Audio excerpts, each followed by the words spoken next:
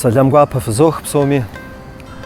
Махуэзыбжанэ япэ тхылъгъэщӏэгъуэн къысӏэрыхьащ Александр Сергеевич Пушкин итха и поэма Евгений Онегин жыхуиӏэр адыгэбзэкӏэ зэдзэкӏауэ. Мыр адыгэбзэкӏэ зэздзэкӏар Щэуей Мидэ. Урыс тхыдэм, урыс тхыгъэм нэхъ хэӏэтыкӏауэ иӏэ произведениер къигъэсэбэпри Мидэ.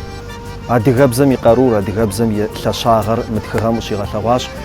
Еджагъэшхуэхэм зэрыжаӏэкӏэ, тхыдэм и лэжьакӏуэхэм зэрыжаӏэмкӏэ ӏейуэ дахэу къехъулӏащ. Си щхьэкӏэ си гуапэу седжащ, фэри сыхуейт зыпычыгъуэ гуэр зыхывэзгъэхыну. Гъатхэ нэбзийхэм къагъэткӏуауэ, бгыщхьэгъунэгъухэм уэс телъар, псы хьэлыгъуэшхуэу къох утхъуауэ, мэкъупӏи тафи шэд зыщӏар. ЩӀыуэпс псыпсыжьыр жей бэщхъуэнэу гъэм и пщэдджыжьым щогуфӏыкӏ.